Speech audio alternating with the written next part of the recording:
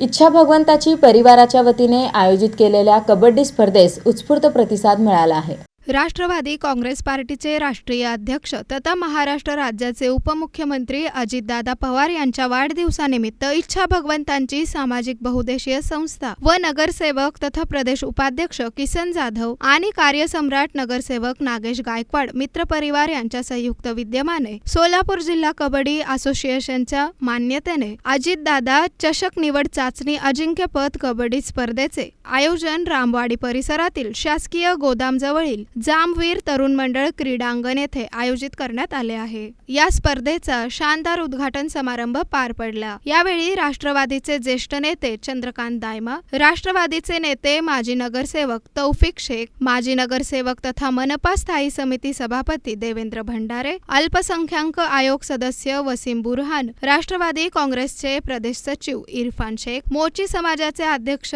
करेप्पा जंगम, Siddharam कामाटे, Rashtrawadi social media अध्यक्ष वैभव गंगणे, नवयोग तरुण मंडळाचे अध्यक्ष अर्जुन साळवे यांच्यासह अनेक पदाधिकारी उपस्थित होते।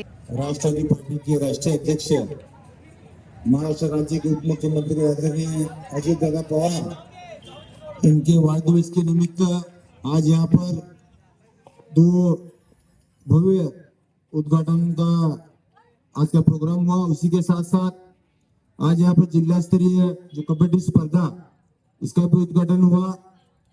मैं किशन जाधव को मुबारकबाद देता हूँ, शुभेच्छा देता हूँ कि उन्होंने दो समाज को आज यहाँ पर विशेष निधि के माध्यम से न्याय देने का काम किशन जाधव ने किया। सदर स्पर्धा यशस्वी करण्यासाठी इच्छा भगवंतांची मित्रपरिवार पदाधिकारी हे परिश्रम घेत आहेत।